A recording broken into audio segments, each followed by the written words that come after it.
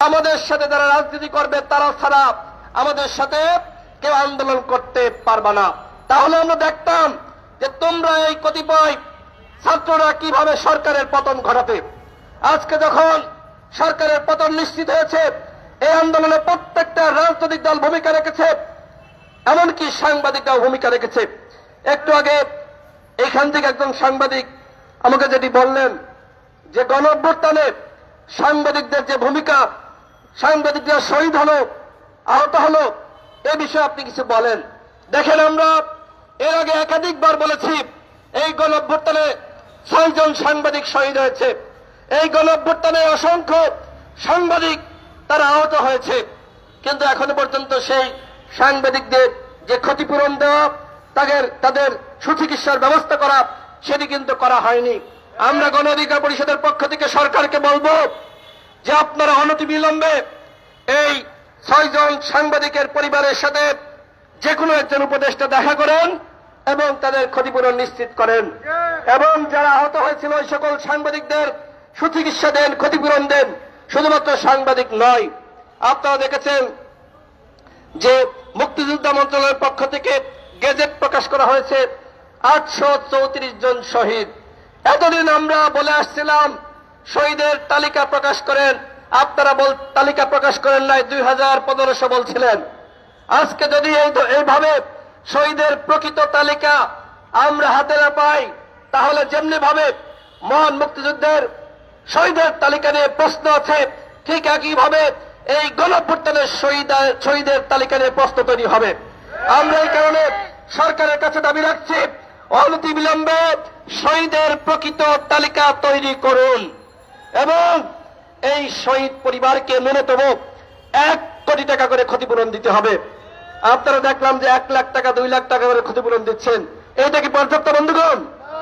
এবং একই সাথে যারা আহত হয়েছে এদের সুচিকিৎসা নিশ্চিত করতে হবে এবং প্রত্যেক আহত পরিবারকে তাদের যে ধরনের আহত হয়েছে সেই বিবেচনা অনুযায়ী ন্যূনতম 50 লাখ টাকা করে ক্ষতিপূরণ দিতে হবে।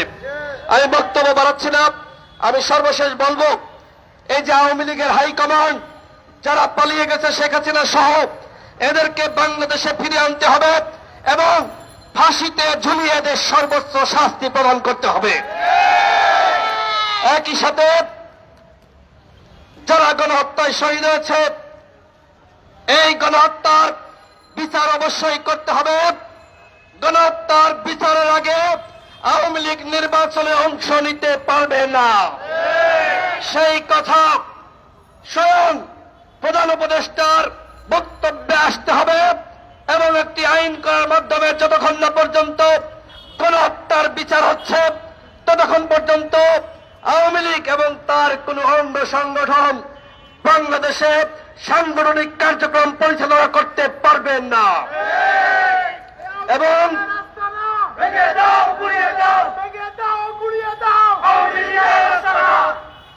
এবং আওয়ামী লীগের নিবন্ধন গণহত্যায় যেহেতু আওয়ামী লীগ জড়িত, যতক্ষণ না পর্যন্ত বিচার শেষ হচ্ছে আওয়ামী লীগের নিবন্ধন স্থগিত করতে হবে। আপনারা কি আমার এই দাবির সাথে একমত? সরকারকে বলবো, বিচার নিয়ে তালবাহানা এদেশের জনগণ মানবে না। আপনারা বলেছেন 25 সালের মধ্যে গণহত্যার বিচার শেষ করবেন, তাহলে প্রত্যেকটা ওয়ার্ড, পাড়া, মহল্লায় যে সকল আওয়ামী লীগের দুর্বৃত্তরা এতদিন অন্যায় করেছে, গুম করেছে, খুন করেছে, প্রত্যেকটা ওয়ার্ড থেকে এই দুর্বৃত্তদেরকে গ্রেপ্তার করতে হবে।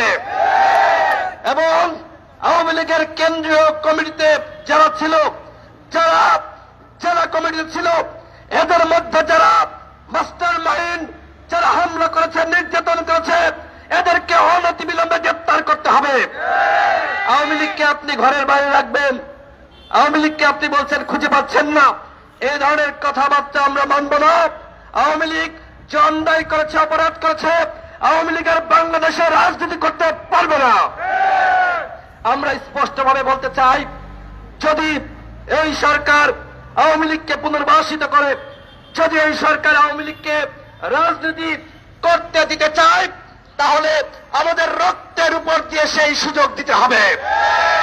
যতক্ষণ পর্যন্ত আমরা আছি, কেউ না থাকুক, গণ অধিকার পরিষদ আছে, আওয়ামী লীগের বিরুদ্ধে আমরা লড়াই চালিয়ে যাব। ওরা মাফিয়া, ওরা খনি, ওরা দুর্বৃত্ত, ওরা আমার ভাইকে খুন করেছে, গুম করেছে। ওদের রাজনীতি বাংলাদেশে আর চলবে না, ওদেরকে নিষিদ্ধ করতে হবে।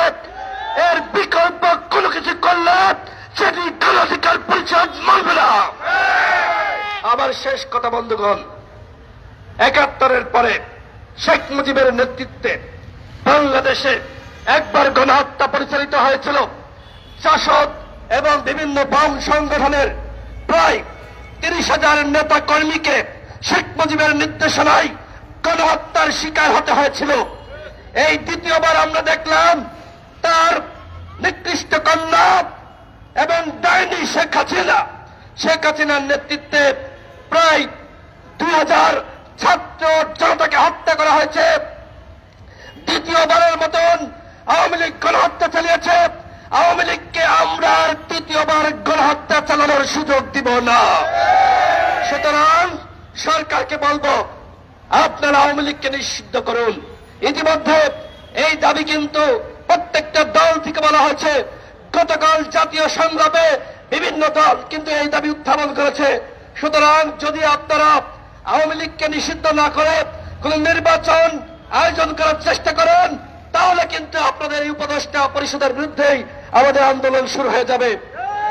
ইতিমধ্যে দেখেছেন প্রত্যেকটা জিনিসের দাম বেড়েছে, জনগণের নাবিশ্বাস ওটা শুরু হয়েছে, জনগণ কষ্টে রয়েছে, রিক্সা চালক, ভ্যান চালক, কেউ কিন্তু এই সরকারের উপর সন্তুষ্ট না। সুতরাং আপনারা যদি এইভাবে জনগণকে অখুশি রেখে আপনারা মনে করেন যে আমাদের মতন করে আমরা সরকার চালাবো, তাহলে কিন্তু জনগণ আপনাদের বিরুদ্ধে আন্দোলন শুরু করতে পারে। ইতিমধ্যে বিভিন্ন আন্দোলন আমরা দেখতে পাচ্ছি শুরু হয়েছে। আদিবাসী নাকি ক্ষুদ্র নিগোষ্ঠী নাকি পাহাড়ি নাকি বাংলাদেশি, এই বিতর্ক এই মুহূর্তে আমরা দেখতে চাই না। আমাদের সবাই স্পষ্ট কথা, আমরা সবাই বাংলাদেশি। যে কেউ আন্দোলন করতে পারে। আন্দোলন দেখলেই ওই শেখ হাসিনার পুলিশের মতন ডক্টর ইউনূসের পুলিশ হামলা চালাবে, সেটি কিন্তু আমরা মেনে নিব না। ঢাকা বিশ্ববিদ্যালয়ের আশপাশে আপনারা দেখেছেন, সেখানে হামলা চালিয়েছে পুলিশ, কিভাবে নারী শিক্ষার্থীকে লাঠিপেটা করেছে। এটিকে আপনারা মানতে পারছেন?